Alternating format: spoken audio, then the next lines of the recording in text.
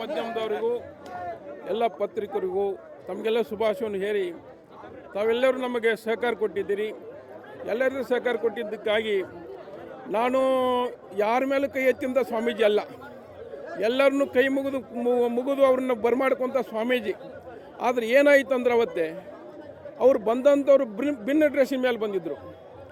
ಭಿನ್ನ ಡ್ರೆಸ್ಸಿನ ಮೇಲೆ ಬಂದಾಗ ಹಿಂದೆ ಒಂದು 5-6 ಮಂದಿ ತಾಯಂದಿರಿದ್ರು. ಅವ್ರ ಮೇಲೆ ದೂಡಬೇಕಂತ ಅವ್ರು ಭಾಳ ಪ್ರಯತ್ನ ಮಾಡಿದರು. ಆ ತಾಯಂದಿರ ಮೇಲೆ ನಾ ಬಿದ್ದೆ ಅಂತಂದ್ರೆ ಮುಂದೆ ನನಗೆ ಅಪವಾದ ಬರ್ತೈತೆ ಅಂತ ಹೇಳ್ಕೊಂಡು ಆ ಭಿನ್ನ ಡ್ರೆಸ್ಸಿನ ಮೇಲೆ ಇದ್ದಂತಹ ಯಾರು ನನಗೆ ಗೊತ್ತಾಗಲಿಲ್ಲ. ಅವ್ರು PSI ಅಂತ ಗೊತ್ತಿಲ್ಲ, ಅವ SP ಅಂತ ಗೊತ್ತಿಲ್ಲ, ಯಾರೂ ಗೊತ್ತಿಲ್ಲ ನನಗೆ. ಆದ್ರೆ ನಾ ಏನು ಮಾಡಿ ಸ್ವಲ್ಪ ಕೈ ಎತ್ತಿರ್ಬೋದು. ಆ ಕೈ ಎತ್ತಿದ್ದಕ್ಕಾಗಿ ಇಡೀ ಕರ್ನಾಟಕ ಅಲ್ಲ, ಇಡೀ ಜಗತ್ತಿನ ತುಂಬ ಪ್ರಚಾರ ಆಗಿ ಹೋಗ್ತಿದ್ದು. ನಿಮ್ಮ ಮಾಧ್ಯಮದವ್ರು ಇಡೀ ಜಗತ್ತಿನ ಪ್ರಚಾರ ಆಯಿತು. ನಾನು ಒಂದು ಮೆಡಿಕಲ್ ಕಾಲೇಜು ಸಂಕಲ್ಪ ಮಾಡಿದ್ವಿ. 11 ಮೆಡಿಕಲ್ ಕಾಲೇಜ್ ಸ್ಯಾಂಕ್ಷನ್ ಆಗೋದು. ಅದು ನಾವು ಯಾಕೆ ಹೇಳ್ತೇವೆ ಅಂತಂದರೆ, ನೀವು ಮಾಧ್ಯಮದವ್ರು ಏನು ಮಾಡಿದ್ರಿ ಅಂತ ಭಾಳ ಪ್ರಚಾರ ಮಾಡಿದ್ರಿ. ಈಗ ವಿಜಾಪುರ ಗೌರವ ಉಳಿಸಿದ್ರಿ. ನೀವು ಉಳಿಸಿದ್ದಕ್ಕಾಗಿ ಮಾಧ್ಯಮದವರಿಗೂ ಪತ್ರಿಕೆಯವರಿಗೂ ಎಲ್ಲ ಸಂಘಟಕರಿಗೂ ಒಳ್ಳೆಯದಾಗಲಿ ಅಂತ ನಾನು ಮಾತು ಮುಗಿಸ್ತಾ ಇದ್ದೀನಿ. ನಾವು ಸುಮಾರು 106 ದಿನಗಳಿಂದ ನಾವು ಹೋರಾಟವನ್ನು ಹಮ್ಮಿಕೊಂಡು ಬಂದಿದ್ದೀವಿ.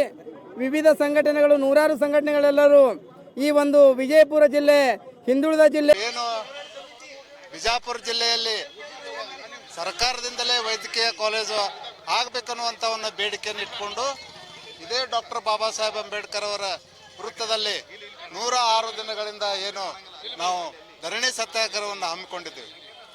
ಆ ಸತ್ಯಾಗ್ರಹ ಇವತ್ತು ಸುಖಾಂತ್ಯ ಕಂಡಿದೆ. ನಮ್ಮ ಹೋರಾಟಕ್ಕೆ ಜಯ ಸಿಕ್ಕಿದೆ. ಇದು ಕೇವಲ ಬಿಜಾಪುರ ಜಿಲ್ಲೆಯ ಹೋರಾಟ ಮಾತ್ರವಾಗಿರದೆ ಇದು ಸಮಗ್ರ ಪಬ್ಲಿಕ್ ಪ್ರೈವೇಟ್ ಪಾರ್ಟ್ನರ್ಶಿಪ್ನ ವಿರುದ್ಧದ ಒಂದು ಹೋರಾಟ ಆಗಿತ್ತು. ಹೀಗಾಗಿ ಏನು ರಾಜ್ಯ ಸರ್ಕಾರ ಇದನ್ನು ಹೋರಾಟಕ್ಕೆ ಮಣಿದು ಏನು ಇಡೀ ರಾಜ್ಯದಲ್ಲಿ ಎಲ್ಲ ಜಿಲ್ಲೆಗಳಲ್ಲಿ ಕೂಡ PPPಯನ್ನು ಹಿಂತೆಗೆದುಕೊಂಡು ಎಲ್ಲ ಕಡೆಗಳಲ್ಲೂ ಸರ್ಕಾರಿ ವೈದ್ಯಕೀಯ ಕಾಲೇಜುಗಳನ್ನು ಸ್ಥಾಪನೆ ಮಾಡಬೇಕಂತ ಏನು ನಿರ್ಣಯ ತಗೊಂಡಿದೆ, ಅದನ್ನು ನಾವು ಸ್ವಾಗತ ಮಾಡ್ತೇವೆ. ಹಾಗೇನೆ ಈ ಏನು ನಮ್ಮ ಹೋರಾಟಕ್ಕೆ ಇಡೀ ಜಿಲ್ಲೆಯ ಜನ ಬೆನ್ನೆಲುಬಾಗಿ ನಿಂತು ನಮಗೆ ತಕ್ಕ ಮಟ್ಟಿಗೆ ಹೆಚ್ಚಿನ ಪ್ರಭಾವವನ್ನು ಬೀರಿ ನಮ್ಮ ಜೊತೆಯಲ್ಲಿ ಏನು ನಿಂತು ಹಲವಾರು 100 ಸಂಘಟನೆಗಳು, ಎಲ್ಲ ಕಾರ್ಮಿಕ ಪರ, ಕನ್ನಡ ಪರ, ದಲಿತ ಪರ, ಮಹಿಳಾ ಪರ, ರೈತ ಪರ, ಎಲ್ಲ ಸಂಘಟನೆಗಳು ಕೂಡ ನಮ್ಮ ಹೋರಾಟವನ್ನು ಬೆಂಬಲಿಸಿ ಇದಕ್ಕೆ ಯಶಸ್ಸನ್ನು ತಂದು ಕೊಟ್ಟಿದ್ದಾರೆ. ಹಾಗಾಗಿ ಈ ಯಶಸ್ಸು ಇಡೀ ಜಿಲ್ಲೆಯ ಜನತೆಗೆ ಸಂದುತ್ತದೆ ಅನ್ನುವಂಥ ಮಾತನ್ನ ನಾನು ಈ ಸಂದರ್ಭದಲ್ಲಿ ಹೇಳಕ್ಕೆ ಇಷ್ಟಪಡ್ತೀನಿ. ಹೋರಾಟದ ಮುಂದಿನ ಏನು ಹೆಜ್ಜೆಗಳೇನು ಯಾವ ರೀತಿ ಇದು ಮಾಡ್ತೀರಿ? ಈಗ ಜಯ ಅಂತೂ ಸಿಕ್ಕಿದೆ, ಕಾನೂನಾತ್ಮಕವಾಗಿ ಮತ್ತು ಬಜೆಟ್ ಮಂಡನೆ ಏನಾಗಿದೆ ಅಂದರೆ, ಈಗ ಸನ್ಮಾನ್ಯ ಮುಖ್ಯಮಂತ್ರಿಗಳಾದ ಸಿದ್ದರಾಮಯ್ಯ ಸಾಹೇಬರು ಈ ಪಬ್ಲಿಕ್ ಪ್ರೈವೇಟ್ ಪಾರ್ಟ್ನರ್ಶಿಪ್ ಅನ್ನುವಂಥ ಏನು ಹಿಂದಿನ ಸರ್ಕಾರದ ನಿರ್ಣಯಗಳನ್ನೆಲ್ಲ ಹಿಂತೆಗೆದುಕೊಂಡು ಎಲ್ಲ ಕಡೆಗಳಲ್ಲೂ ಕೂಡ ಸರ್ಕಾರಿ ವೈದ್ಯಕೀಯ ಕಾಲೇಜುಗಳನ್ನು ಸ್ಥಾಪನೆ ಮಾಡುವಂಥ ಒಂದು ಇಲ್ಲಿ ಘೋಷಣೆಯನ್ನು ಮಾಡಿ ಹೋಗಿದ್ದಾರೆ ಬಿಜಾಪುರದಲ್ಲಿ. ಹಾಗಾಗಿ ನಾವು ಈ ಬಜೆಟ್ವರೆಗೆ ಏನು ಮಾರ್ಚ್ ತಿಂಗಳಲ್ಲಿ ಮೊದಲನೇ ಅಥವಾ 2ನೇ ವಾರದಲ್ಲಿ ಸಿದ್ದರಾಮಯ್ಯ ಸಾಹೇಬರು ಏನು ಬಜೆಟನ್ನು ಮಂಡಿಸ್ತಾ ಇದ್ದಾರೆ, ಆ ಬಜೆಟ್ನಲ್ಲಿ ನಮ್ಮ ಬಿಜಾಪುರ ಜಿಲ್ಲೆ ಮಾತ್ರ ಅಲ್ಲ, ಇಡೀ ರಾಜ್ಯದ ಎಲ್ಲ ಜಿಲ್ಲೆಗಳಲ್ಲೂ ಕೂಡ ಸರ್ಕಾರಿ ವೈದ್ಯಕೀಯ ಕಾಲೇಜುಗಳು ಆರಂಭ ಆಗ್ತವೆ ಅನ್ನುವಂಥ ಮಾತನ್ನು ನಾವು ನಂಬಿದ್ದೇವೆ. ಅವರ ಮಾತಿನ ಮೇಲೆ ನಾವು ವಿಶ್ವಾಸವನ್ನು ಇಟ್ಟಿದ್ದೇವೆ. ಹಾಗಾಗಿ ನಾವು ಏನು ಬಜೆಟ್ ಮಂಡಿಸುವವರೆಗೆ ನಾವು ಕಾಯ್ತೇವೆ.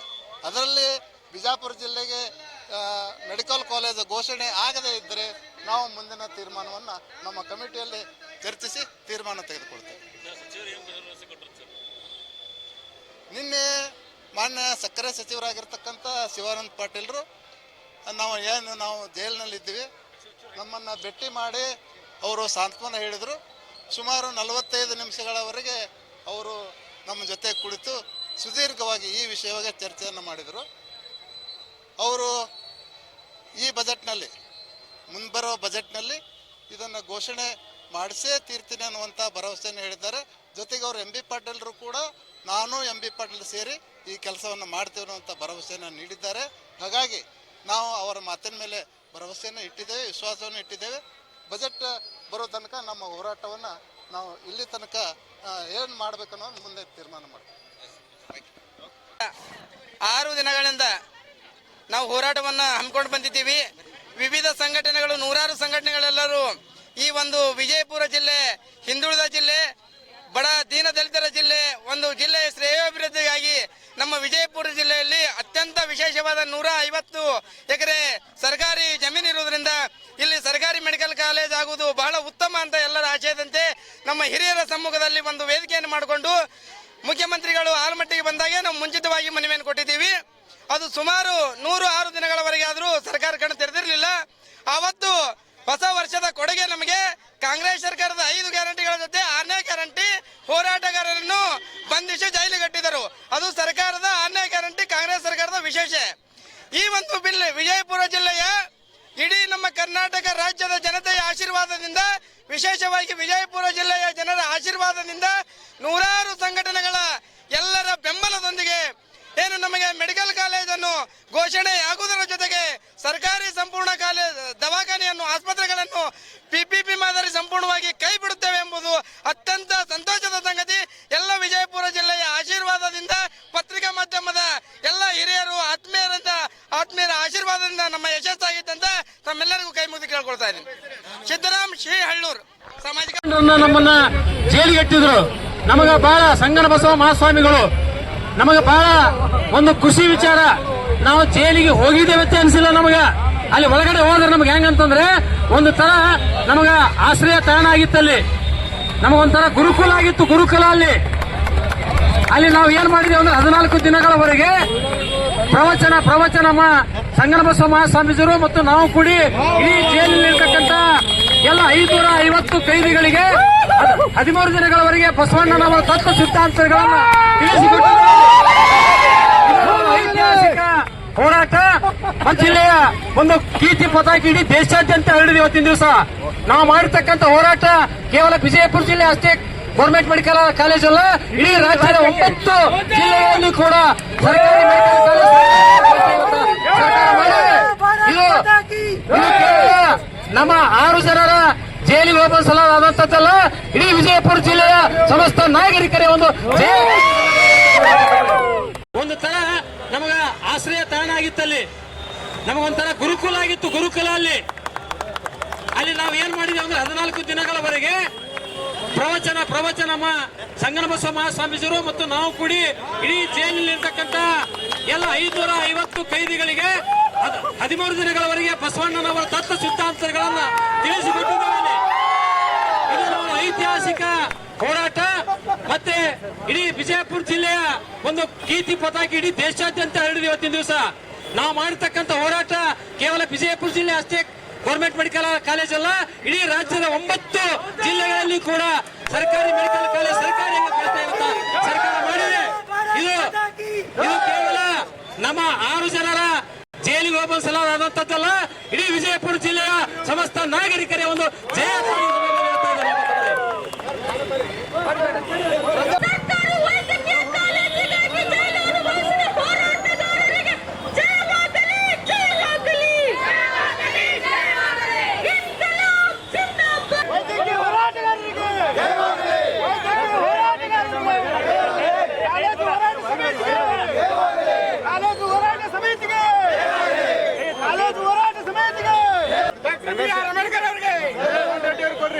ಭಗವಂತ ರೆಡ್ಡಿ ಸರ್ ಮಾತಾಡ್ರಿ.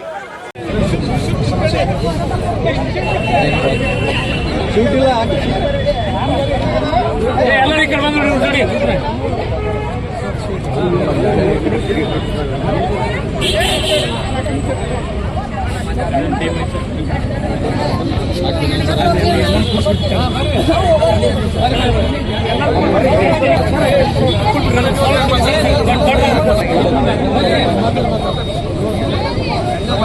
ಎಲ್ಲ ಆತ್ಮೀಯ ಬಂಧುಗಳೇ,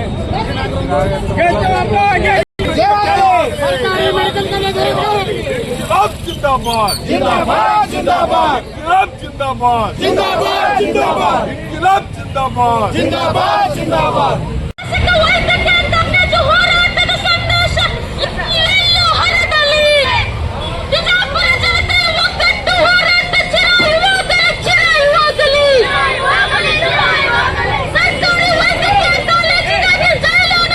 ಹೋರಾಟಗಾರರಿಗೆ ಸ್ವಾಗತ ಸ್ವಾಗತ.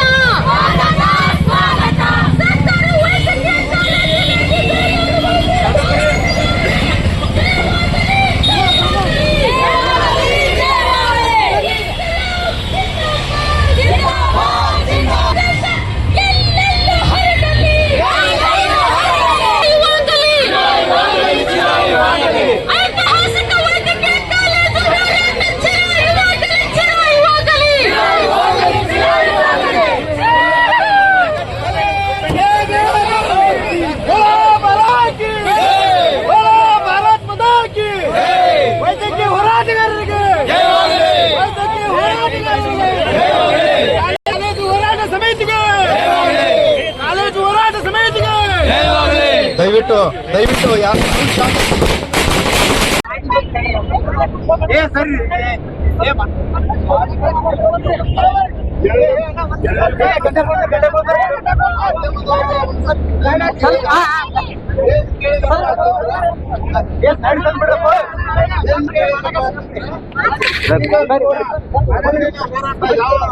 ರೂಪದಲ್ಲಿ ಇರುತ್ತದೆ ಅನ್ನುವಂತ ಮಾತನ್ನು ಮಾಧ್ಯಮದವರು ಹೇಳಿದಾಗ ನಾವು ಹೇಳ್ತೀವಿ ನಮ್ಮ ಹೋರಾಟ ಏನು ಈಗ ಯಶಸ್ವಿ ಕಂಡಿದೆ.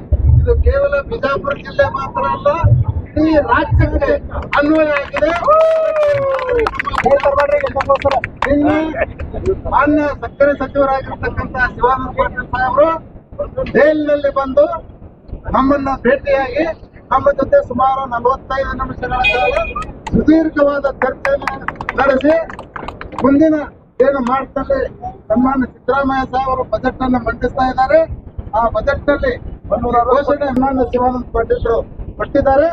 ಆ ಕಾರಣಕ್ಕಾಗಿ ನಾವು ಮುಂದಿನ ಬಜೆಟ್ ತನಕ ಕಾಯ್ದು ಬಜೆಟ್ ನಲ್ಲಿ ಏನು ಘೋಷಣೆ ಆಗ್ತದೆ ನೋಡಿಕೊಂಡು ಮುಂದಿನ ಹೋರಾಟವನ್ನು ರೂಪಿಸ್ತೇವೆ ಅನ್ನುವಂತ ಮಾತನ್ನ ನಾವು ಹೇಳಿದ್ದೇವೆ.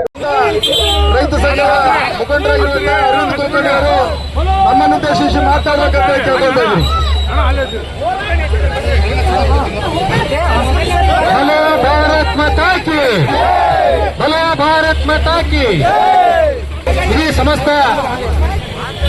ಎಲ್ಲ ಬಂಧುಗಳಿಗೆ ಶರಣು ಶರಣಾರ್ಥಿಗಳು ಹಾಗೂ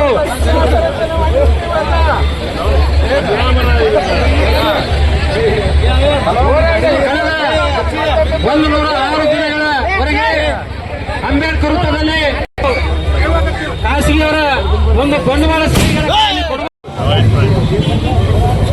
ಎಲ್ಲರೂ ಸಹಕಾರ ಆಯ್ತು. ಹೋರಾಟದ ಚಾಲನೆ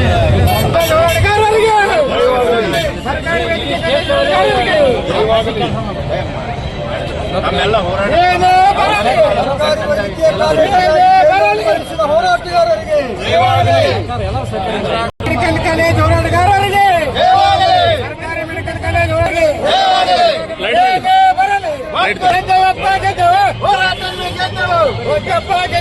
ಹೋರಾಟ ಗೆದ್ದು